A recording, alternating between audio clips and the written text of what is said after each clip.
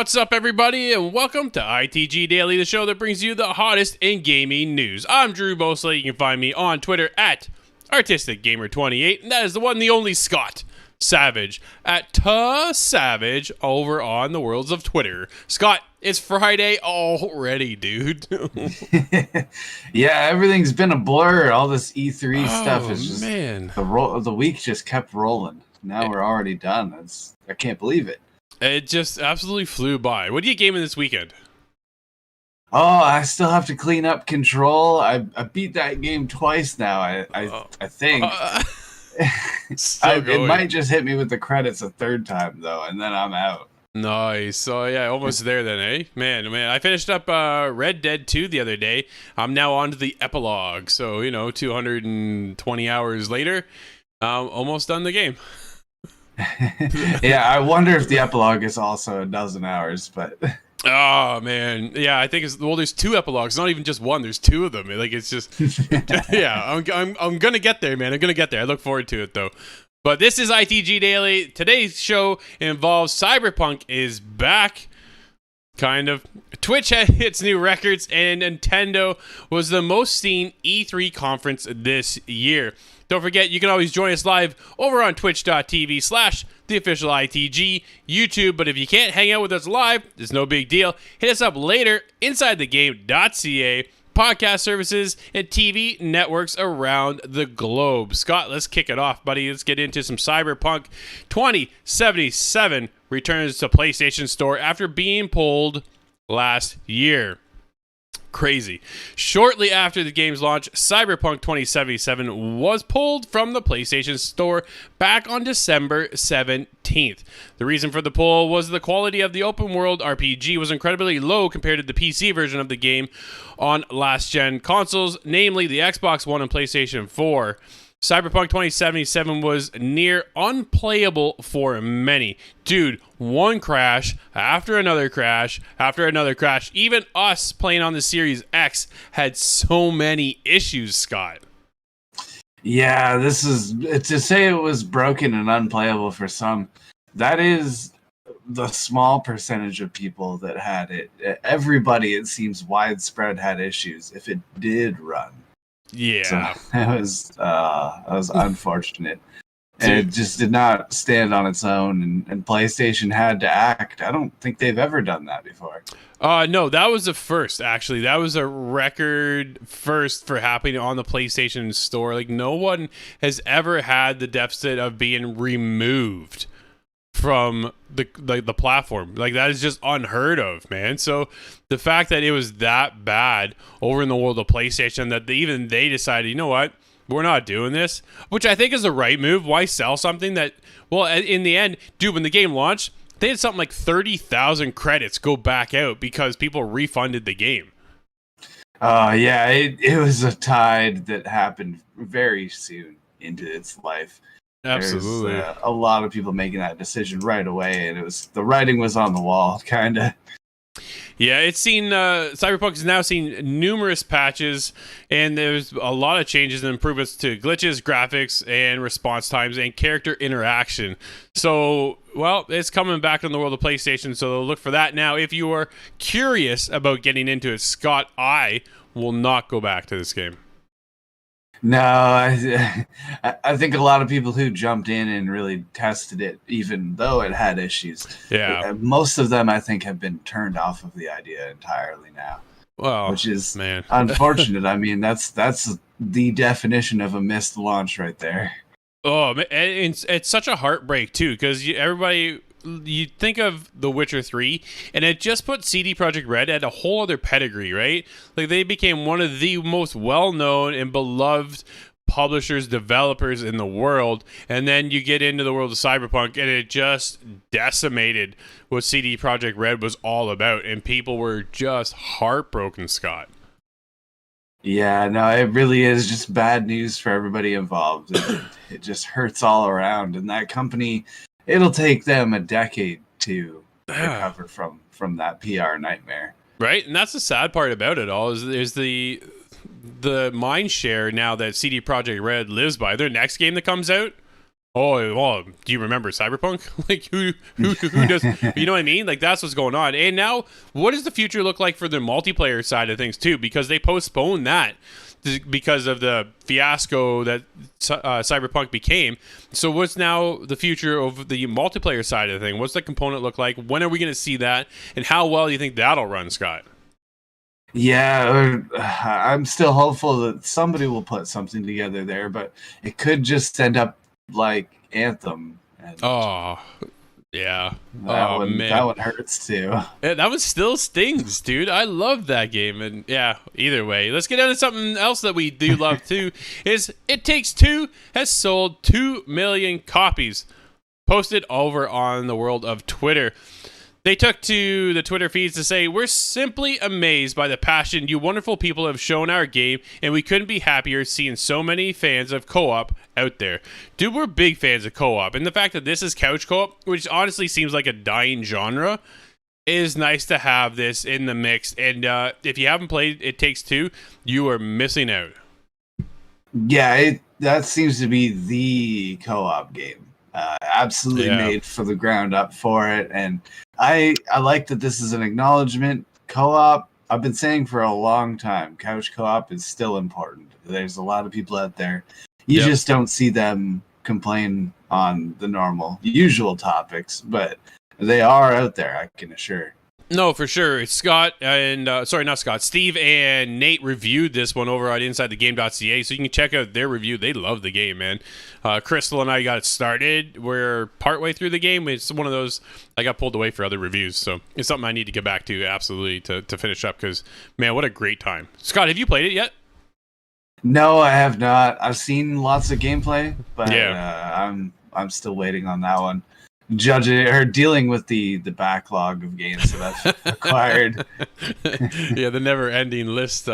Scott, here's another one I think you should check out because I think you're going to enjoy. It's Hood, Outlaws, and Legends. It's the co-op PvPvE heist game from Sumo Digital and Focus Home Interactive. They've launched the latest free new heist map, The Mountain. So you look for that right now. We took a look at the roadmap real quickly there, Scott. And, man, I fell in love with the game, but the cross-play is really where it's kind of holding me back right now because I don't feel like going up against PC players.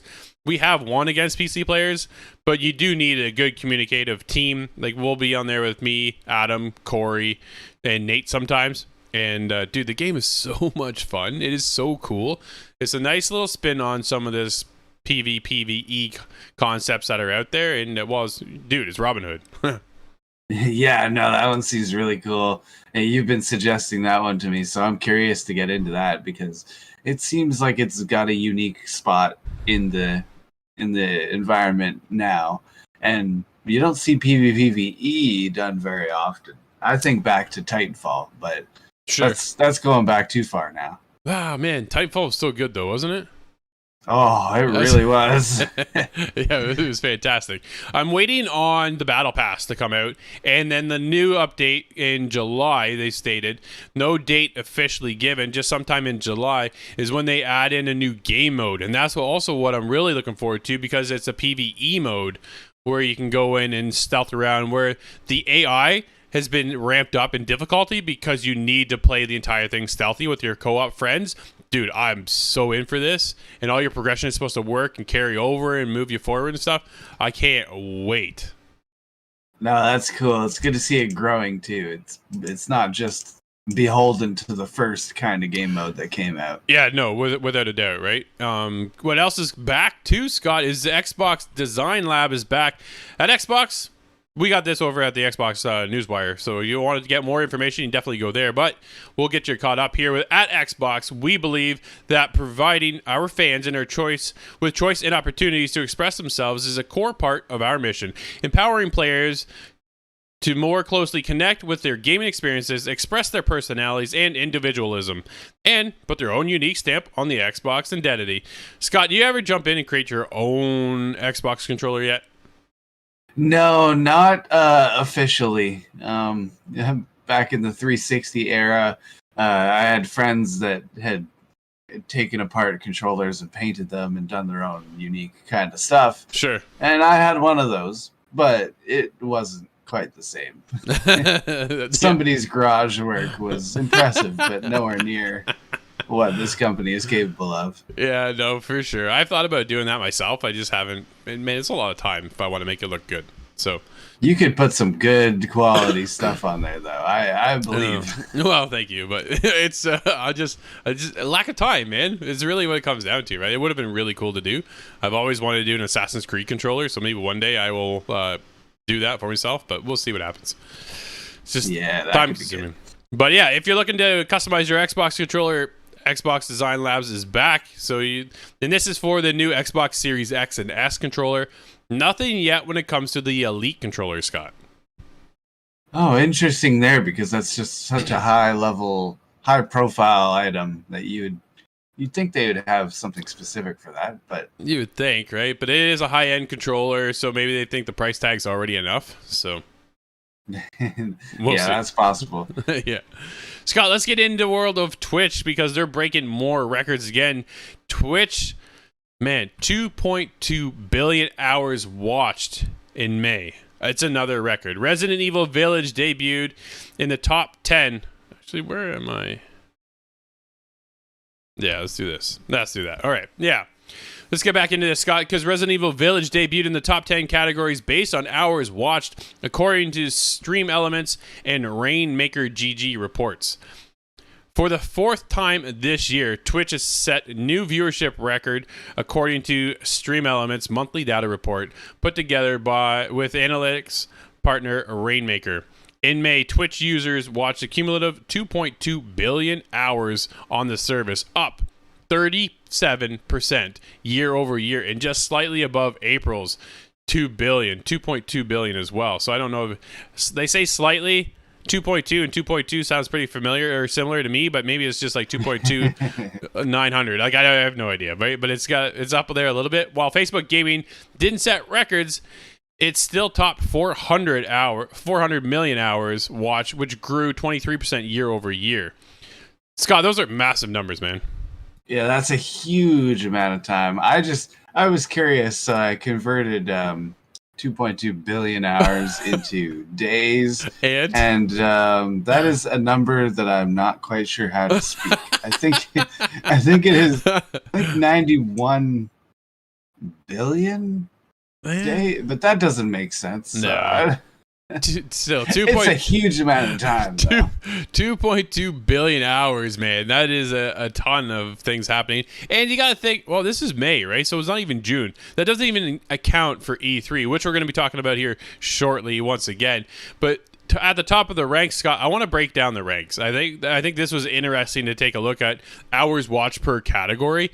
And let's get into this, because the category started with just chatting at 279 million hours. That is a huge amount of time. I've seen a lot of creators do some pretty interesting just chatting channels, so it's not quite as imaginatively devoid as you might think. Yeah, I guess, right? It's just not something that I pertain to. But I guess coming in number 2, I shouldn't be all that surprised, Scott. It is Grand Theft Auto 5, 250 million hours, which is up by 6%. It's still increasing as those few Twitch fridges come online. Like, it's just nuts, right? And then you got League of Legends coming in number 3. Number 4 was Valorant. Number 5 was Call of Duty Warzone, Scott, at 91 million hours, which was down 4% in the month of May. What are your thoughts on Call of Duty? Well, it makes sense. I believe it is the biggest battle royale on the block. Sure. Apex may compete with that for watch time hours, but I know that Call of Duty is kind of the one that's accessible to everybody. It's just being military shooter. It just kind of grabs a bigger audience. Sure. But it's still, to see it dropping off a little bit, I think explains a little bit of the fatigue that game is setting in. That's why they always pump these updates and they change up the map, and I think this is just I think this might be a sign they need to do just something in that category. Yeah, so Call of Duty came in at number 5. Right behind that with 85 million hours watched was Fortnite at number 6. 7 was Counter-Strike Global Offensive. 8 was Minecraft. Number 9 was Apex Legends at 61 million. So 30 million hours behind Call of Duty. And then wrapping up that with 48 million was Resident Evil Village. It's quite the staggering list there, Scott. Yeah, I'm surprised to see Village on that list for watches, because it's sort of giving yourself spoilers. I don't think there's a way to watch without just experiencing the game. And so many people bought it to experience it that I'm surprised there's, again, another huge amount of people that want to watch. Fair. No, that's fair. Let's see. We have some new changes happening over the world of Ubisoft. Massive head is stepping down. Managing director David Pofelt, I think we'll go with that, Scott, will move into a new strategic role as Avatar and Division 2 Studios' next leader will be an external hire. Ubisoft Managing Director David is moving to a new role with the publisher. As first reported by Axios, a memo sent to staff today revealed that David will be stepping down from his current role on July 1st to take a sabbatical, returning to Ubisoft in 2022 in a new strategic role. Dude, that's quite the leave. Yeah, I've heard sabbatical used as a bye-bye. Not a positive thing. Yeah, I know. Unfortunately, it makes right? me wonder. It what doesn't kind it? of move this is, but yeah, sabbatical, and then he'll just get swept under the rug maybe later. Who knows? But we'll find out. The studio's next head will take over in October, with a memo indicating Ubisoft cannot announce them yet to avoid problems with their current employer. Dude, who are they stealing away, right? This is kind of, someone's making a move at some other publishing or developing house, and now they're coming in to take over for the next Avatar and the Division 2. Well, the very first Avatar and Division 2 studio. So curious to see what happens there. Massive is a studio behind the Division franchise, as well as two upcoming collaborations with Disney, a new Star Wars open world game and Avatar Frontiers of Pandora, which, dude, looks really cool. Only saw a cinematic, but that looks cool. I'm curious to learn more about this Star Wars open world game. But yeah. No, we got a quote here too. It says, "When we signed Star Wars and finally completed our beautiful building Eden in 2020, I felt an overwhelming sense of completion, as if I had achieved everything I once dreamt of," said David. Which is, you know what? If you are reaching that level, congratulations, first of all, because that is fantastic that you are like, you know what? I'm good now. So maybe he just wants to move on, try something new within Ubisoft. Maybe the sabbatical isn't necessarily a bad thing hopefully for his sake, it's not, right? Standing on the solid foundation of the Division, Avatar, Snowdrop, and Ubisoft Connect, the studio is in fantastic shape, and I am exceptionally grateful for what we have accomplished together.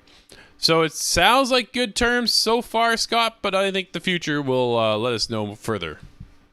Yeah, but I hope that it just, as it appears, he's just hit the peak of what his job was, and now he's past that point, and no, good for him. I mean, in that regard, that's what we all achieve or hope to achieve, right? Absolutely. Someday would be nice, wouldn't it? So we'll see, because I still got a lot ahead of me, buddy. There's no doubt about that. But let's get into something that has me a little concerned, Scott. Did you see this? Facebook to test in-headset ads in Oculus games. Really? Oh. Seriously? Come on, man. I'm a little worried about that. Do you think that means that it comes up unskippable and takes your entire vision? Yep. Absolutely does. Dude, I guarantee this is what's going to happen. So the test will only run on a few VR titles only, but could be expanded to ecosystem more broadly if successful. He's going to be successful because there's going to be ads all in your face according to Facebook, which I think they will enjoy, but none of the gamers are going to like it. Dude, I'm not going to all of a sudden be in the middle of like Beat Saber and all of a sudden I get hit with an ad. Like, that's the last thing I want to see happen in the middle of my game. There's almost no scenario I can think of that would be acceptable to me, unless I'm running down the street and there's just a billboard that says Coca-Cola. Okay, I can handle that, but sure, I don't want it in my Oculus headset. That's just too close. No, Facebook is set to test in-apps ads in its Oculus virtual reality ecosystem. Resolution Games Blastin' is one of the titles that will start featuring ads in the coming weeks, the announcement said. 2 other apps are due to test advertisements too, though they had not been named yet. The company said it could be a new way for developers to generate revenue. This is a key part. So, Scott, maybe this is something like the whole Coca-Cola thing, right? If you just run by it.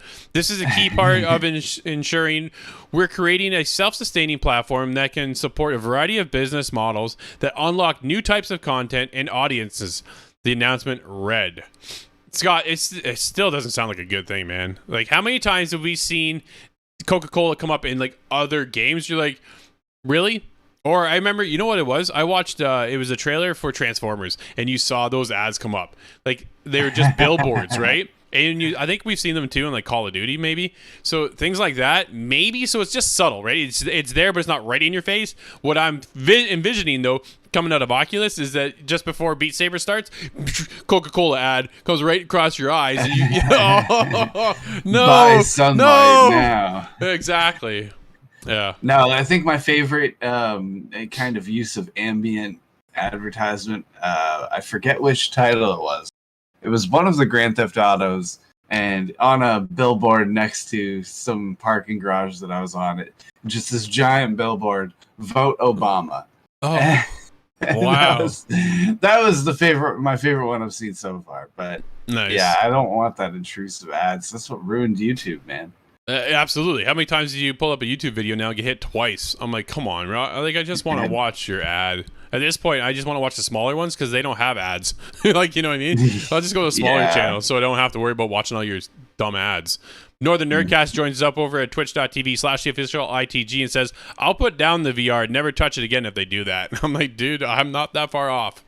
Like, it definitely has me a little concerned. So we'll see what the future holds for that. Scott, we were talking about the numbers watched over on Twitch and how big that became, right? And I want to get into now Nintendo, because the Nintendo Direct leads E3 2021 viewership with 3.1 million at its peak. The platform holder was followed then by Xbox and Bethesda Showcase with 2.3 million viewers, but Nintendo gathered the most viewers with the Direct during the E3 2021, which peaked at 3.1. Man, that is a lot of people tuning in just for Nintendo. Oh yeah. Now, a small percentage of that is because they had their certain rules about restreaming. They didn't want people taking their feed and putting it back up. So perhaps they collected more of an accurate grouping in the numbers that way, whereas some of Xbox Bethesda's numbers are hidden behind successive streams. Sure. But I expected those two to lead. I really did. Nintendo kind of takes the surprise slot there by getting first, but I think that speaks to their brand and the kind of utility. They're just accessible to everybody. Yeah, I think you nail it right there, Scott. The fact that they're so widespread for everybody, right? There's a little piece of something for everyone, so everybody tuned in, and it showed. Coming in at 3.1, and then you had Xbox at 2.3. You got Ubisoft, who came in at 1.4, Square at 1.3, and Devolver Digital, the last one on the list, at 1.1. So there's still a lot of viewership watching over on E3. E3 still showcases that it's an important conference that we do need each and every year. And I would have been curious, Scott, if PlayStation was in that mix, where would they lie with viewership? Would they have beaten Nintendo, or would they have been in between Nintendo and Xbox?